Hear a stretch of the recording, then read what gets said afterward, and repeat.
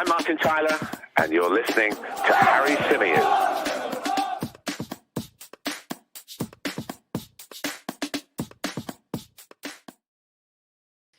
Hey everybody, how's it going? Welcome back to another edition of the Chronicles of a Gooner podcast. Hope you're all doing well on this fine Tuesday afternoon.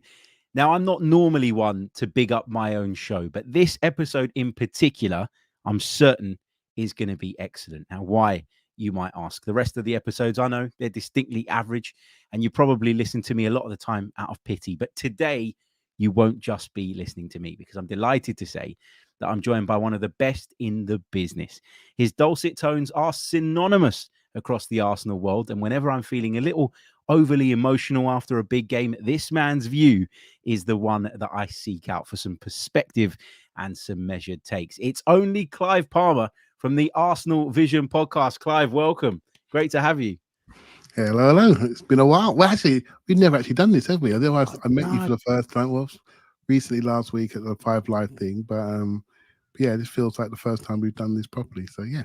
Cool. Yeah, it definitely is. It's been a long time in the making. We kind of spoken about it before, and we just couldn't make our diaries match up, and it just didn't happen. But as you say, we met last week ahead of the Manchester City game. We were both doing some radio work, and one of the things that really stuck with me as we got closer to kickoff, Clive, was your optimism ahead of that game, because I was feeling a little bit down in the dumps ahead of the Man City game. I got to be honest. I felt like with the players we had missing, we could be in a little bit of trouble. And I just felt like, given our start to the season had been good in terms of the points accumulated, but not necessarily the same level of hype that we had at the start of last season, I kind of felt like maybe, we were in for a bit of a hiding. But you said all along, particularly on that day, that you felt Arsenal had a good chance, and that they did. So, I mean, generally, how are you feeling about Arsenal's start to the campaign? Yeah, I remember going down the train, going to meet you and a few others, and you're thinking what you're going to say. And then we talk about football all the time, right? But when it comes to match day, that's when it hits, right? When it comes to match day, when it comes to big match day, so all this chat we do online with your mates and we're tweeting back and forth, mate, it's Man City at home. That's when everything comes to you. And then you think, okay, do we have a chance? We've played them a few times. We've got a bit of history. So we know what they've done to us in the past. And we've been naive. I looked at it tactically and I thought, you know what? We've got more answers, than we used to have. And when it comes to picking a team, I always say you can pick a team and you pick your team for your life. I say, right, Harry, pick a team for your life. For your life. If you lose this game, you are literally going to die. Trust me, you soon pick that team. You soon pick that team, and there's certain players that we wanted in it, and we wanted to see. We wanted Saka in the team. For me, we wanted Thomas Partey in the team, just based on rumor what was happening before the game. So when they didn't start, my confidence did ebb a little bit, but then I thought, no, we have improved in our facets of play, which I'm sure we'll get into. I think we have more answers, and it so proved out on the day.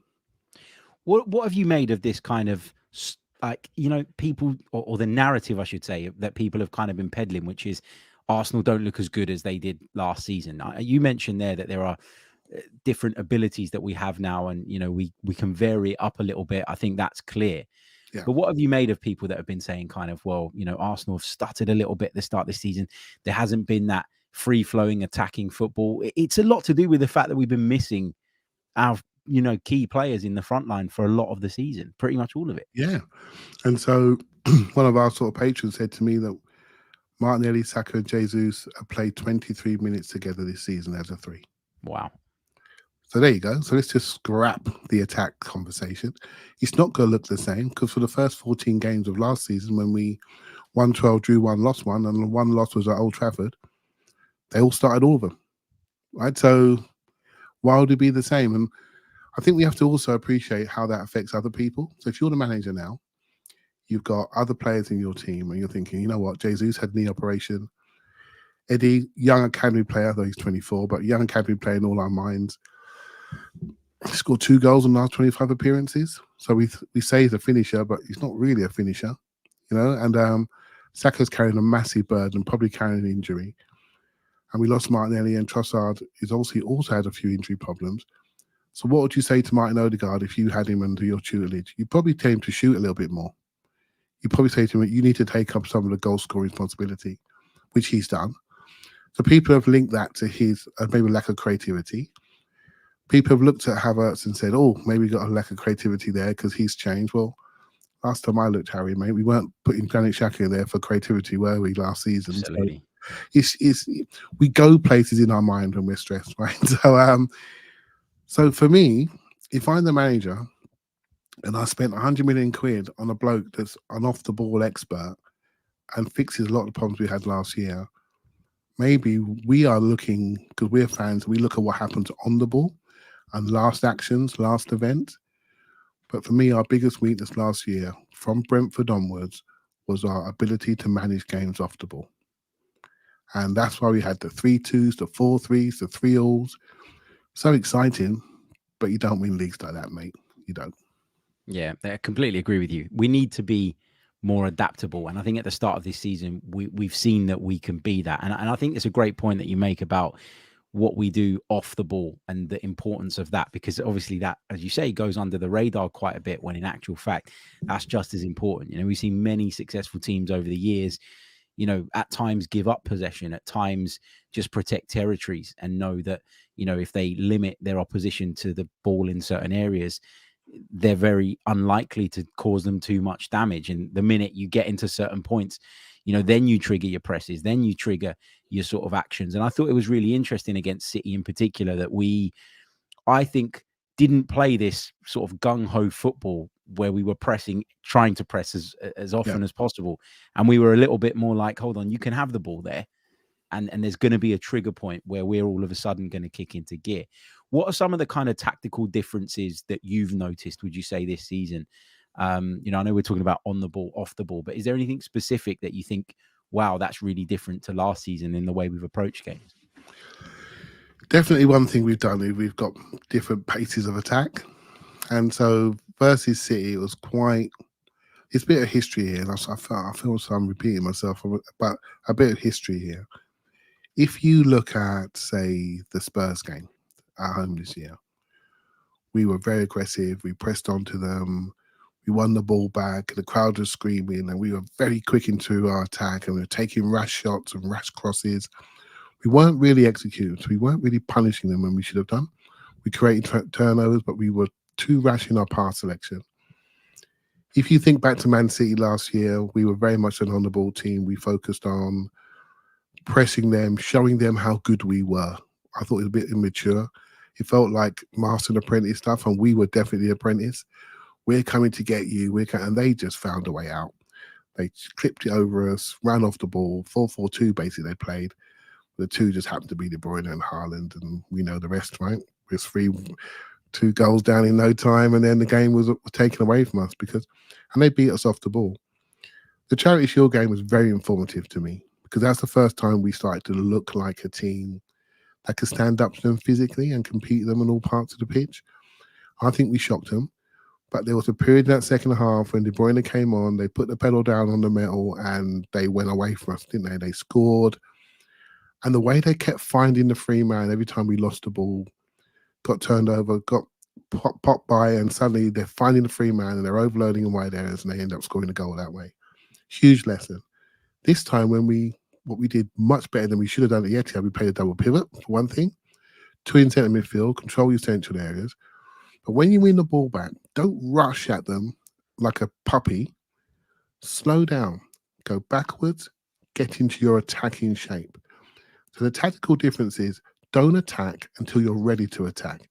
And people can say, well, why are you doing that? Well, if you're ready to attack and you're in your attacking shape, if you do lose the ball, you're in shape to defend. If you attack while you're in balance, trying to win the ball back, so when you win the ball, you go and pressure the ball. So you squeeze the pitch into something really, really small. If you attack from a small shape, what happens is you're still leaving space. I always say, the term I use, Harry, is you're showing the other team your knickers. You're leaving space. You leave yourself vulnerable. You just want the ball back. So you're excited, but you're not got into shape yet. You see what I mean? So that leaves yourself vulnerable. So against City, we controlled the middle, but we didn't attack until we were ready. And so our attacks were controlled. And I think that sort of stunned them because there was no overload. There was no spare man to find because we took it away. So as a spectacle, it looked quite boring. But from my perspective, I'm thinking, we've grown up. Yeah. We're not trying to show you how good we are. We know how good we are. We're now trying to beat you with the best tactics we can beat you with. And I thought, that's why I didn't get home till God knows o'clock, and I haven't got my voice back since. So it was so exciting, so exciting. Just a quick one on that game.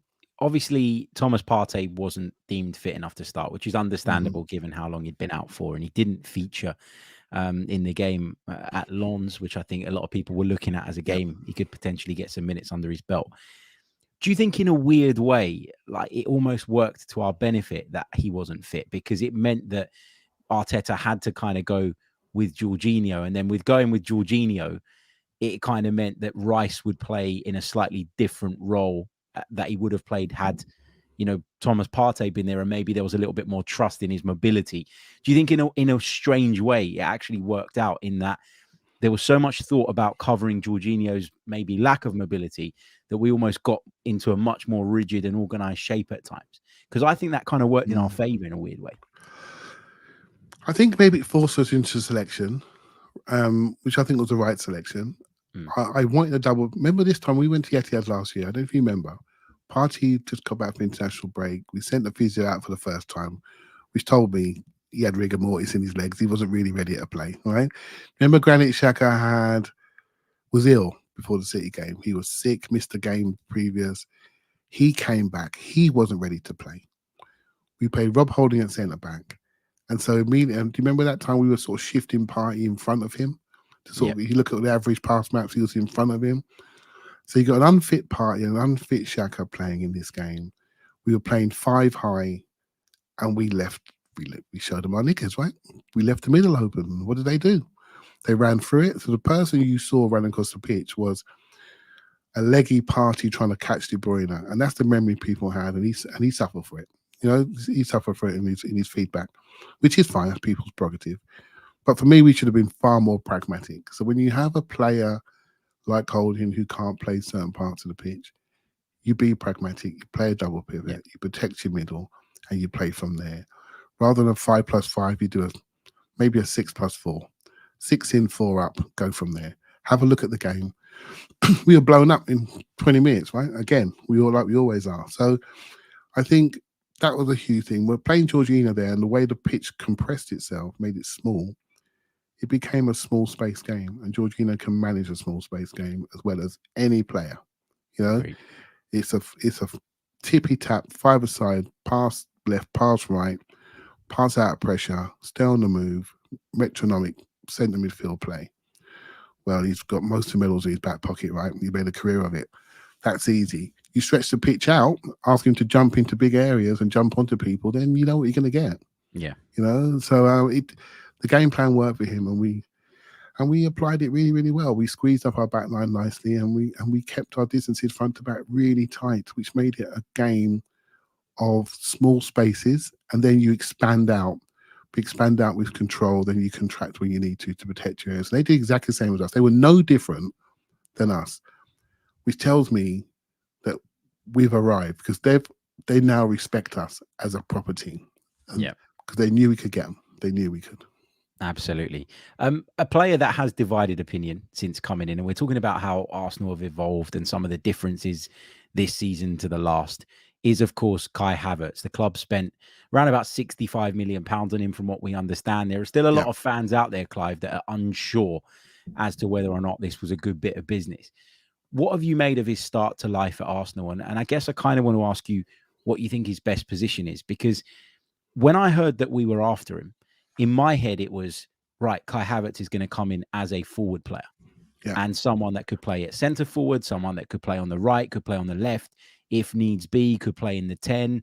I never really thought that, despite the noise, that he would come in and play as a left 8 essentially at times. Yeah. So what have you made of his start to life at Arsenal, and what do you think his best position is? Yeah, like you, I wasn't sure when he first came. I thought, well, we're going to be... I thought Rice was the Xhaka replacement. Remember, we didn't release Xhaka until Rice came in, sort of thing. I thought that makes sense. We at West Ham he plays left centre mid, really runs up and down that line, and so I thought, yeah, he can play 6 like he does for England, but I wasn't like saying he has to, you know. So Havertz came and I thought, okay, he's going to be a forward, much like you. Then the rumours started about party to Saudi Arabia, remember? And I thought, oh, Clive, you got this wrong. I said, actually, why? I said to myself, then why are you trying to get it right? Why are you trying to get it right? Because one, look at Kai Havertz. Why are you trying to put him in a box? Why are you trying to look at someone who's 6'3", 6'4", that can play left 8, right 8, centre forward, started a lot of his career as a right winger? You know, and then what I wasn't aware of until I saw him in the Charity Shield was how good he is tackling, reading the tackle, getting to the ball. I'm telling you now, his defensive work is better than Granit Xhaka's. And I never thought I'd be saying that until we see him live, you know. And then we have a situation where some of his forward play at Chelsea was slightly different. They use him as a lone forward with very little sort of wing support. We do have wing support for him, so he can be a facilitating centre forward. He was second data-wise from making runs into the box last year. So I thought, oh, can you imagine Odegaard and Saka clip it to the back post? That makes sense. Yeah. So I could see lots of plans. But then when you see him in the shirt, you think to yourself, okay, playing in midfield, we've got used to ball progression. And I thought when he first came in, he wasn't very good at that, receiving the ball square, because he's wide as a centre forward to set the play, right? So why are you going to take it on the half turn and then let the ball go through you? But then that's starting to improve, and he started to develop some touches in midfield touches, and he definitely has improved in midfield play.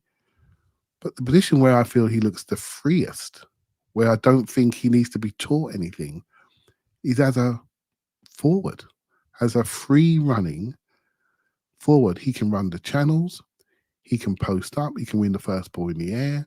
His layoffs are really intelligent. His ability to be available, and as I was talking to earlier on today, his ability to be available, and I was comparing him to Eddie Nketiah. And Eddie Nketiah has, my biggest failing with him is his ability to show for the ball timely enough to receive it so he's in control. He always arrives late. He doesn't arrive on the angle. It's a problem because we can't build from him. And people say, oh, he's a great finisher. Well, he scored 2 goals in 25 appearances. Right? So he's not a great finisher. So if you're not a great finisher, you're not a great facilitator, then are you helping the other 4 in our front 5? Are you taking the load off them goal scoring wise? And that's where the challenge is. And are you out pressing them? And that's Eddie's challenge. Havertz can press. His goal scoring is not there. He's lacking in confidence. Yeah. But his talent is there. You know, and so I look at him now, Harry, I look at him and say, right, you can do a lot in different parts of the pitch. It's improving, but those players can do that many jobs are the players that interest me the most. Now it's about getting it out of them. Yeah, and I totally agree on the Eddie Nketiah thing as well. Like, people often, point to the fact that, he's in the past finished opportunities from sort of within the penalty area. And, there was a stat that used to be thrown around about how many goals he'd got in X amount of starts in home games in particular and stuff. And, when we lost Gabriel Jesus for that 3-month period last season, I thought for a short period of time, Eddie Nketiah was sufficient in terms of stepping up to the plate. But over time, I think we all started to see that it impacted our attacking play, and it just, as you use the term facilitator, that's what Gabriel Jesus is, along with so much more. And, for example, the Manchester City game, I know we keep going back to that game, but it was our most recent game. The way he was able to play on the right-hand side and always attract attention of defenders because of his incredible dribbling ability and because of how intelligent everybody knows he is, especially Man City, who have played with him. That is a threat in itself. And with Eddie Nketiah, you kind of feel like a couple of centre-halves between them are kind of like looking at him and thinking, well, he's in between us here. He's not going to go anywhere. He's not going to drop deep early enough. And he just kind of exists in a game at times. Yeah. So it's a problem, isn't it, with him? I think for me, this could be his last season at Arsenal before we need to look at upgrading. it's a terrible thing, right? Because standards raise and we accept less. So 2 years ago, that's absolutely fine. Work hard, bit of presence, spin the sides a little bit, get the odd goal. That's enough. But now we can see these players coming. We can see people re-signing. All the contracts are being re-signed. Young players we weren't sure about have established themselves. And suddenly, some of our Hale enders are looking a little bit below the standard. And it's hard to say those words even because we're Arsenal fans, right? So we have a loyalty to people that we've seen come through. Do you know how difficult it is to get to that level, to get where they've got to get 2 pro contracts? It's really hard. Getting the first pro is not the worst. It's hard enough. But getting the second one and the third one, goodness me, you've got to be some sort of talent. You're in the top 0.1% of people in this country. And so I hate critiquing them. But I also care about the club and where it's going. And that's not going to carry us where we want to go to, right? And if you're thinking I'm being harsh, well, look at your timelines when we drew 2-2 at home to Fulham. They weren't for the flowers, were they? So we're all thinking we've got expectations on the team. And then you have to marry those expectations to the people that they have on the pitch. And you always have to look to continuously improve. And we have some valuable assets there that may need to be traded to allow us to up the standards. And that's the harsh reality of elite sport, I'm afraid. Yeah, completely agree. And I remember sort of when Eddie got the new 5-year deal and everybody was saying, why have we signed him up for 5 years? Well, part of that was to protect his value, right? So that in the instance that we go into the summer and think maybe we need to upgrade on Eddie, there is some value there to sort of bring in for the club because we've outlaid an awful lot of money over the last few years and we've not really brought in too much the other way. So I think there is a need to be smart in terms of the business we do. And just sort of remember the reaction at the time from people saying, well, why have we given him a 5-year contract? Because it's about the value. It's about protecting it. And it's about, potentially using that to then upgrade later down the line. Declan Rice, Clive, I mean, I've been so impressed with this signing. And, we knew that when we brought him, he was a top talent and that he was going to improve us straight away. I remember coming away from the Manchester City game and thinking, how did I ever doubt that he was worth £100 million? Because I did at one point. I looked at him and I went, 75, 80 maybe, but once you start going over 100, maybe that's a little bit excessive. What has he brought to that midfield that we were missing? What has he added? I think that Thomas Partey's great at passing the ball out, and I think he's a wonderful player in his own right. But what does Declan Rice, in your opinion, bring to the table that's different? Yeah, I think they're a good partnership, by the way. I think they're a perfect partnership and game for your lifetime, Harry. We want them in there, don't we, together, right? So we know that's not the future, but for right now, it works, right? And I'll put them up against anybody. But where he's different is he was brought up as a centre-back that moved into midfield. So defensive awareness has been wired in since he was a kid. So his ability to read things defensively is excellent. And by the way, I wasn't always high on him until about 2 years ago. Went to West Ham to watch an away game. And I was one of those people thinking, why is he in the team? Why is he always the first name down the sheet? That Calvin Phillips is all right. Give him a go. I was literally one of those people. So I'm not going to say that I knew this all the way along. But I went to one of the games, I think the games when Gabriel scored a header, we won away at West Ham. And I just looked at the ground and looked at this guy just running across the pitch. And I thought, what's that? I mean, when you watch a team, you generally watch your own team, didn't you? And I just couldn't take my eyes off him. He would just be striding the pitch. And my opinion changed overnight. And I started listening to people who were high on him, people that I know that watch West Ham, listening to them and thinking, okay, he has a lot of things. And I think he's got better. He was very much bought into the Arsenal project from the start. He really wanted it. He selected us as much as we selected him. Yeah, that comes across a lot, doesn't it? It really does. He really did, and I know that for a fact. And so, 20 million, probably 15 million over the top, probably. But that just happens because he was flavour of the month and there was a market for him. Fair play to West Ham. You get your 15 million extra, well done.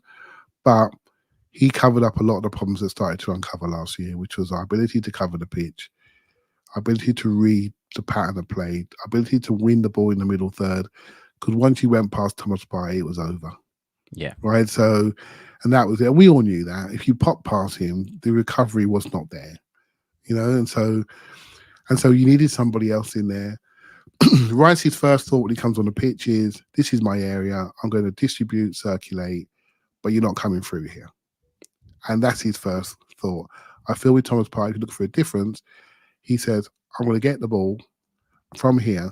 I'm going to defend, but by the way, I'm going to pass around that corner by looking over to the other side of the pitch, and I'm going to put it through to our number 8, and you don't know he's going to get there. You don't know how he's going to get there, and we're off and running." So I feel we're more front-footed when Partey plays. I feel that we receive the balls in more central areas, but also our wingers then receive it on the run, higher up. And earlier, don't they? And they receive it in a better area. So they receive it's more or less how you receive it. So if it goes out to White, we know about our ankle pass off the side and Saka's off to the side and he's running inward. We've seen that for a year now. But if it flips into Odegaard can then do 1-2 to Saka, and they're both running. They're both running from those areas and they're getting closer together, and they're 1-2 in combining. If he goes to the right-hand side, he creates an extra player there and he's looking to penetrate. It's quite interesting against City when he came on. He played that diagonal and it was a different pass on the day and it caught them out and we scored from it. The Declan Rice now, he is somebody that just understands the patterns of play and he just reads them and he gets them. And so there's a phrase in football that I use called regain, retain. So you regain the ball, but the most important thing is you retain that ball for at least 2 passes. Because then once you win it, the other team wants to get it back within 5 seconds. So if you can keep it, they're done. Because they're out of shape attacking, and then we can get into them. So that's where he's really good.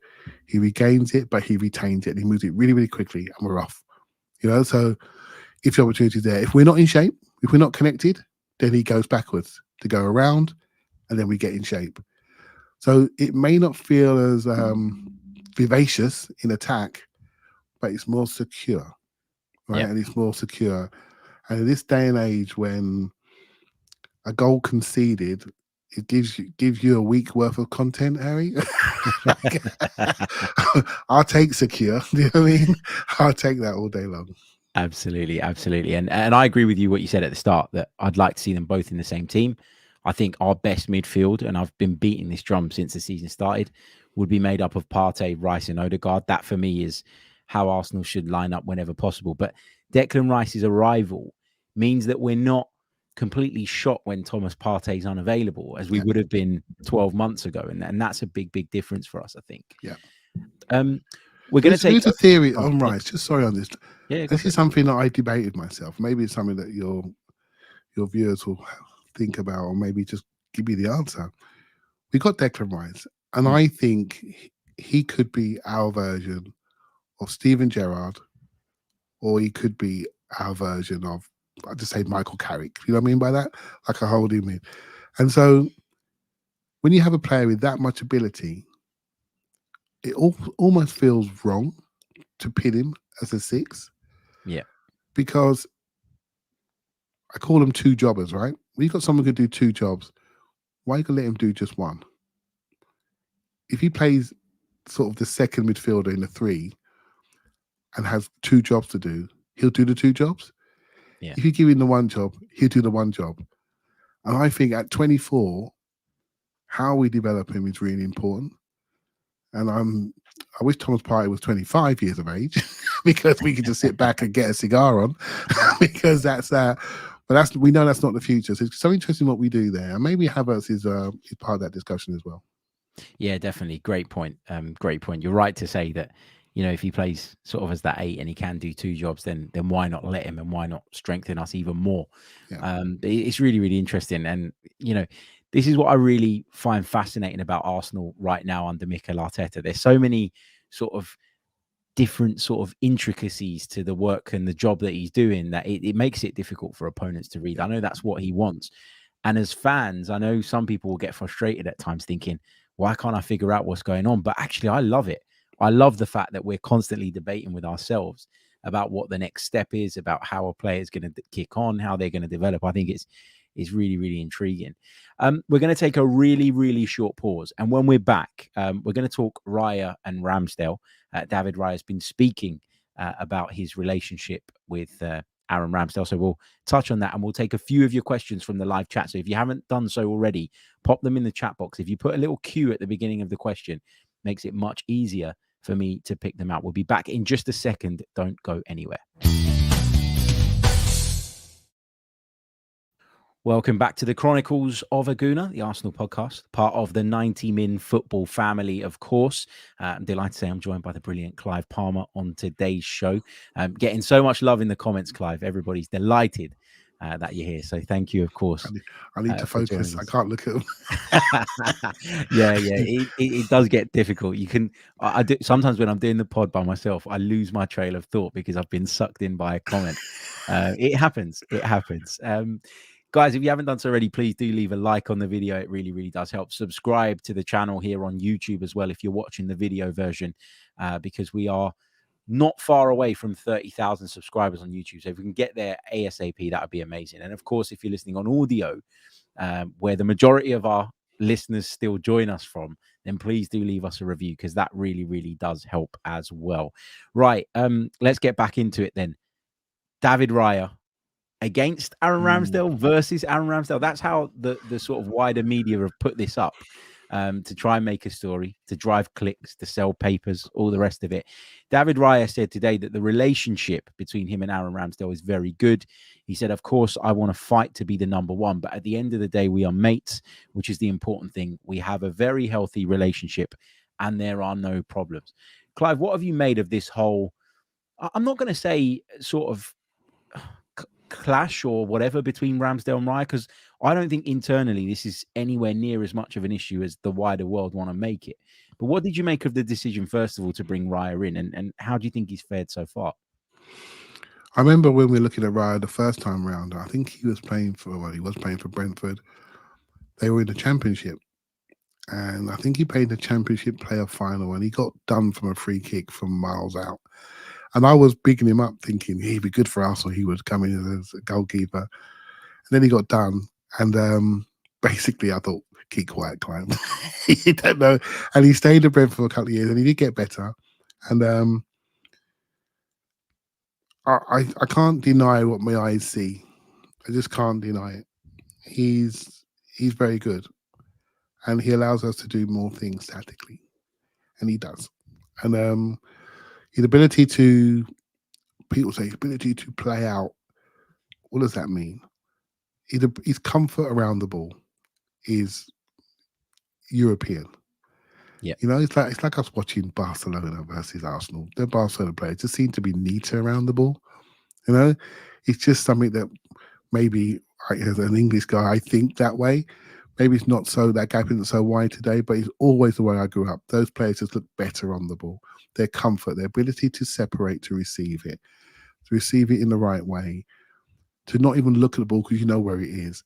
When you see a goalkeeper is really comfortable on the ball, you don't go and press him because you know he's got the ability to find somebody else. So you don't go and press him because he's gonna make you look like a chump, and create a spare man somewhere else. When you see someone that's not comfortable, what you try to do is make him feel uncomfortable. If you see someone that's not comfortable on his one foot, you curve the run so you block off his strong side and you make him do things he doesn't want to do. And that happened against Spurs, didn't it? It did. The curving of the run to put him under pressure. It did. It caught him out, and we were nervous. And I was sitting right behind that goal, and when it happened, and yeah, it can get a bit nervy, but the game's changed, right? When the game finishes, I do a couple of things with data, not too much, because I like to feel the game. The first thing I do is look at SofaScore. I look at the touches that players have. That's what I do. Look at touches to see their involvement. And then I look at the average pass map. Then I stop. Then I just do my own thing. Our goalkeepers are regularly getting over 40 touches. Granit Xhaka was getting 40 touches last season. And we say that's the best season he's ever had. So that tells you that the game is changing for goalkeepers. So when he first came in, I'm thinking to myself, well, if a goalkeeper's getting 40 touches, then maybe there is room for true rotation for some clubs. Because you're now asking the goalkeeper to have a bit more of a physical input, a mental input. And that means they will tire, and rotation will keep them fresh. if you have two goalkeepers that are similar styles. So that was me galaxy braining it a little bit, trying to think a way around it. Yeah. And some people say, look, Clive's going to be number one. And then after the international break, he's number one. I'm thinking, have I overthought this? Or will this develop into a true rotation? And Harry, again, back to when we met the other week, team for my life, I was picking Raya to start because I felt he could do more things tactically on the day. When the day transpired, I'm thinking to myself, you know what? That gap is not that big. Yeah. If at all. And our memories are very, very short. And the last time I saw Aaron Ramsdale play properly, I think he played the Brentford game, but he played for England against Scotland and he was excellent. Excellent. And I feel so sorry for him because all that's been forgotten. He was making real progress. Maybe he needs his kick up the arse because I think he can get a little bit.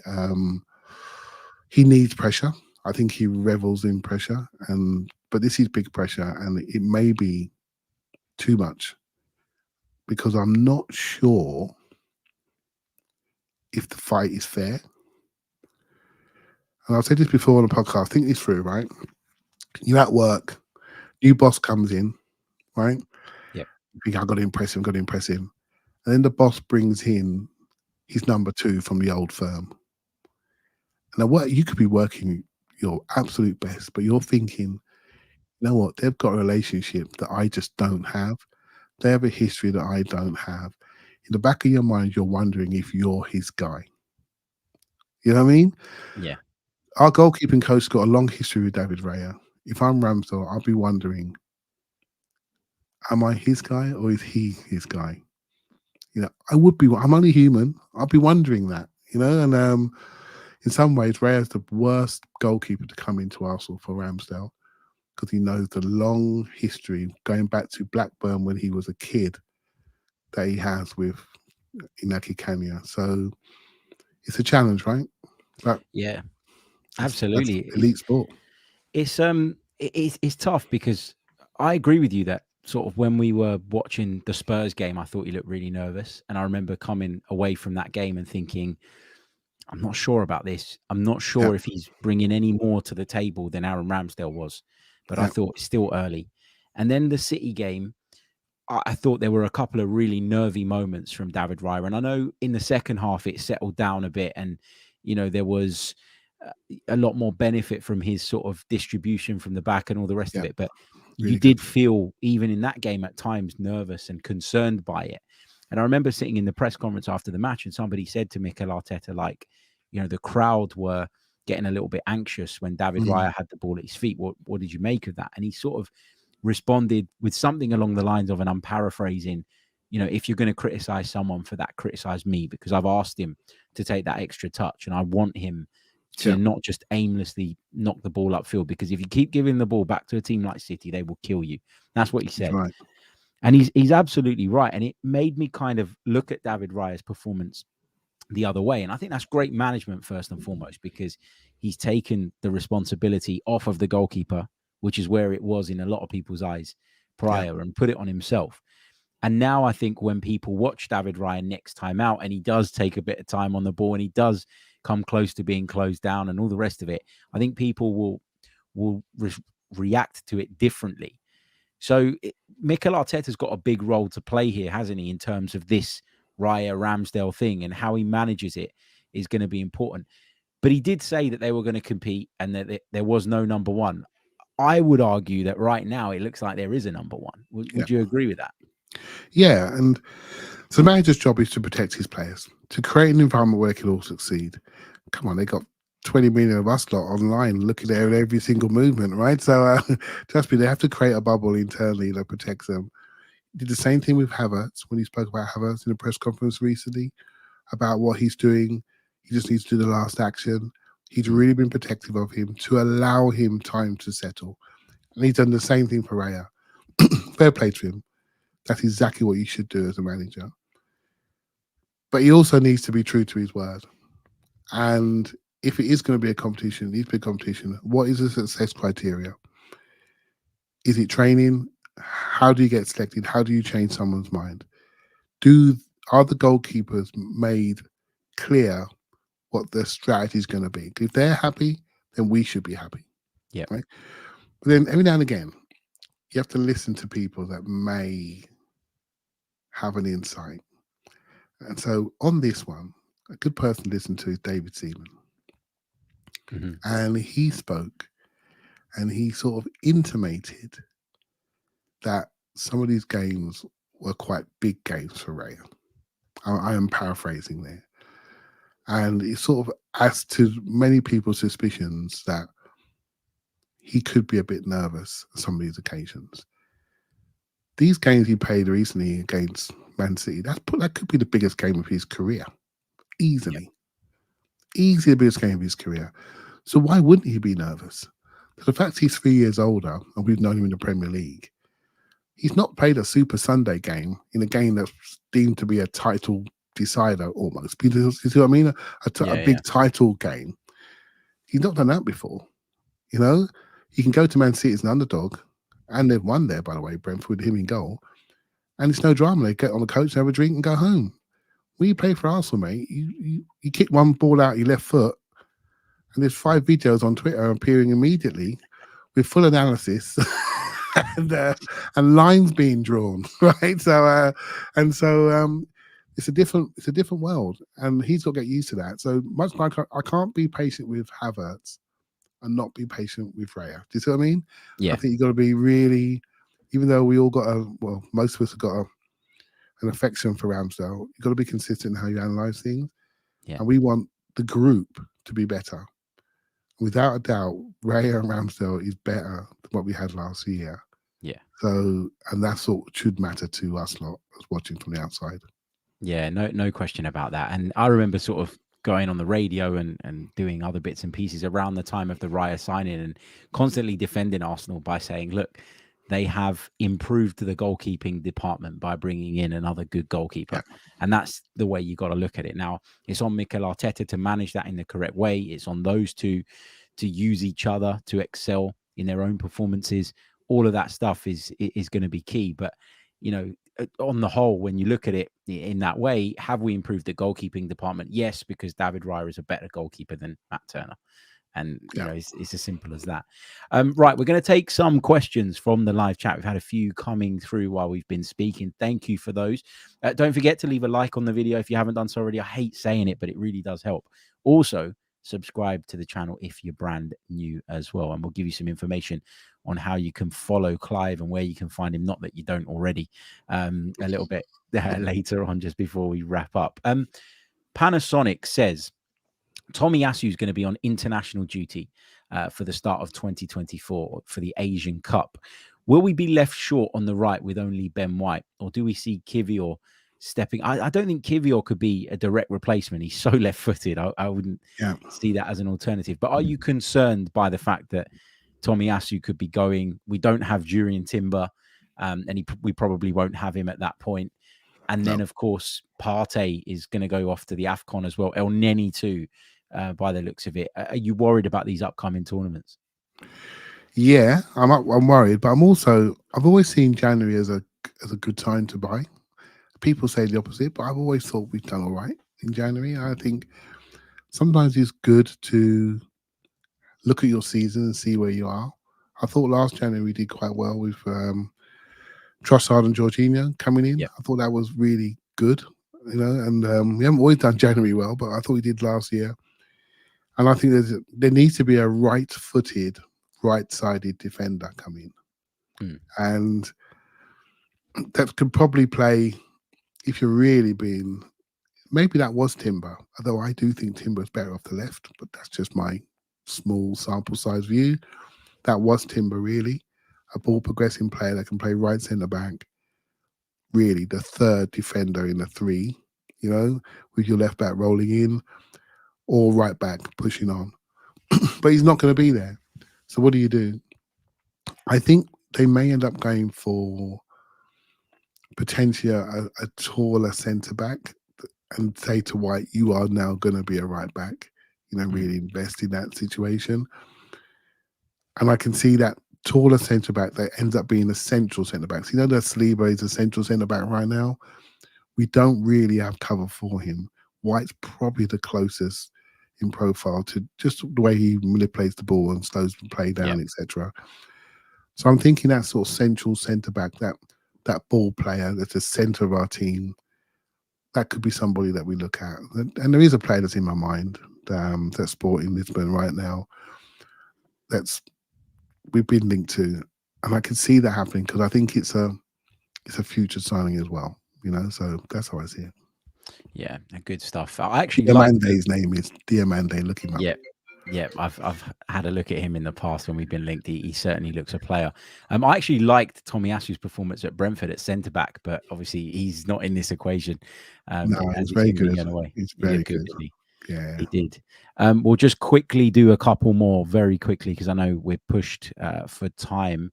A few people have asked similar questions around Aaron Ramsdale in that, do we think he's been mistreated? Now, I know we've just had a discussion on that, but I think that's a narrative that we should be trying to squash rather than giving sort of fire to. I don't know what you think about that. Has he been mistreated, or is this just how it is in elite level sport, as you said?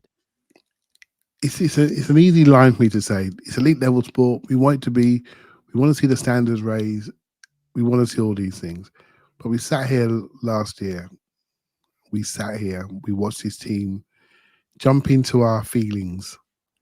And one of the people that helped this team jump into our feelings was Aaron Ramsdale.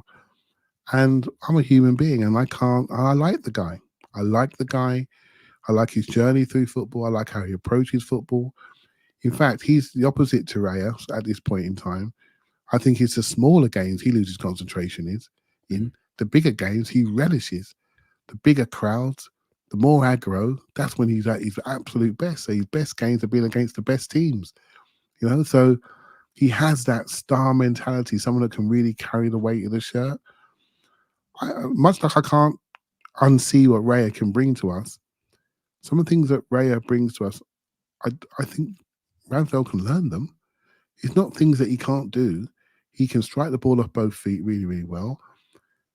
He can play a bit. He needs to come for crosses a little bit more. Are you telling me he can't do that? He can do that. He just needs to make it a part of his game. Like anything, competition drives your performance. And if you don't make the adjustments, then you're not going to play. Yeah. So it's up to him.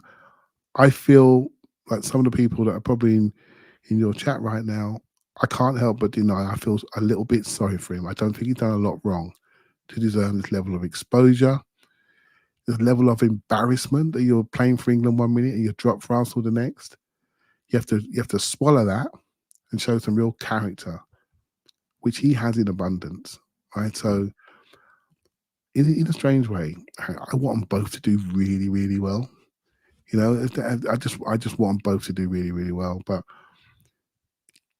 you can't see it's lasting for 3 years, can you? No, absolutely. Apologies to Johnny. I used the word mistreated, but he's highlighted that he said poorly treated, not mistreated. Yeah, I agree with Johnny. He's right. You can't help but feel it. You feel it too, didn't you? You feel it. We all do. Of course. We feel it. I'll tell you when I really felt it. When we played Lens away the other night or the other week, I was there in the away section, in that little corner that they stuck us in. And the Arsenal goalkeepers came over to warm up before the game. And David Raya had come over first.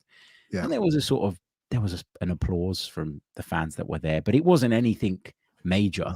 Yeah. And then 10 seconds later, Aaron Ramsdale came over and they were singing his name.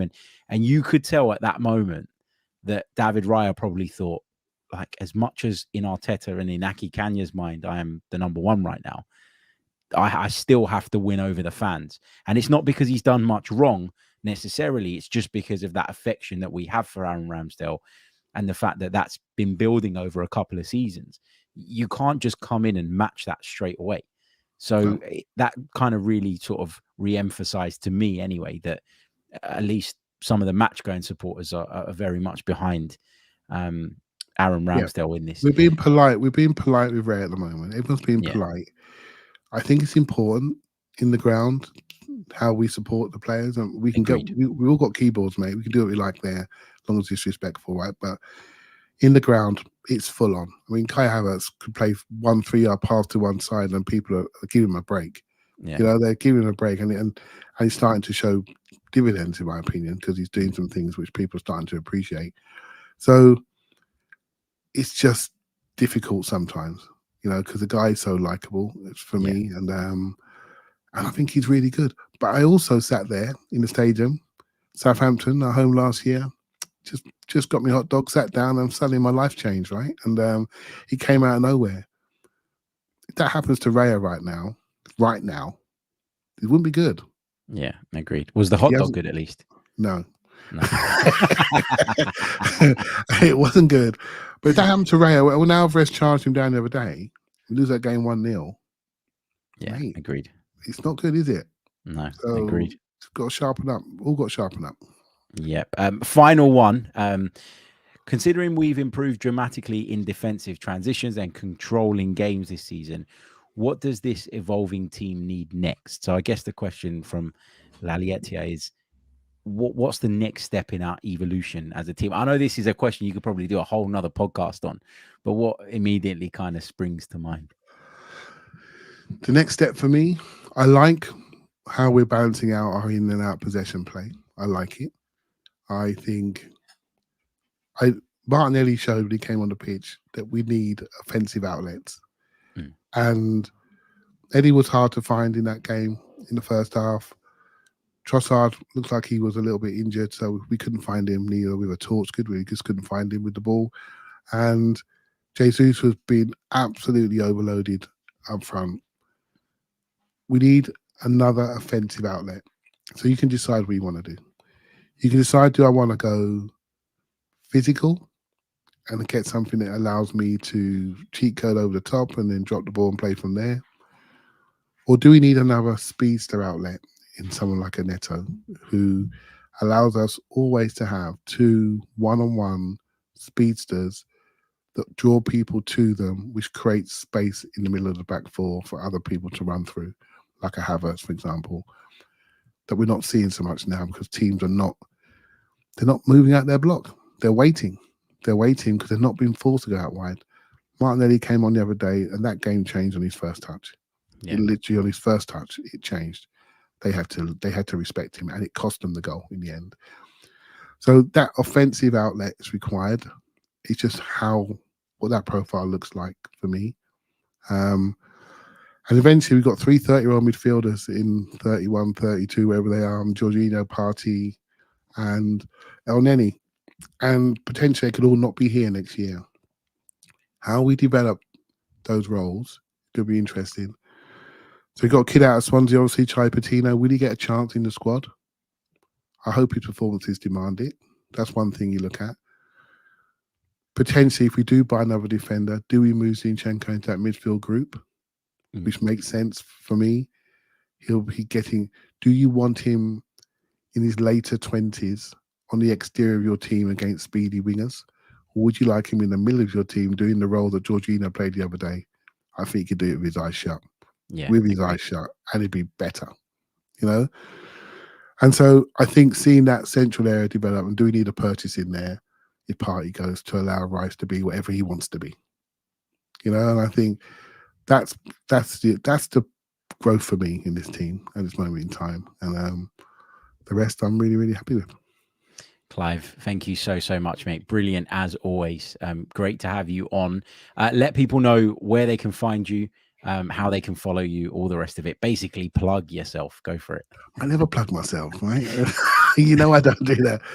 Well, I'm on the Arsenal Vision podcast. That's what I generally do. I do a little bit on Arseblog every now and again, and I do a bit with Tom, as you know, every now and again. And now, Harry, you are in the mix, mate. And there we go. I'm honoured. I'm going to make sure I come on, and every now and again, if your listeners want it, I'll come back and do it again. So, yeah. I'm sure they'll want it. No doubt about that. Thank you so much, Clive.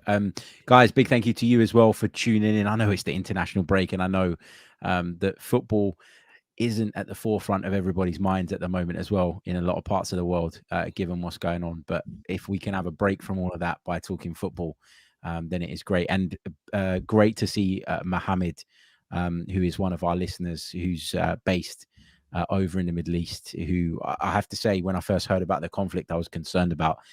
Good to see him in the chat again today, which means that he's okay. So Great to see you there, mate. Thank you for joining us as well. Like, subscribe, all the rest of it, and we will see you next time. We'll be back tomorrow with another episode. Until then, take care. All the best. I'm Martin Tyler, and you're listening to Harry Symeou.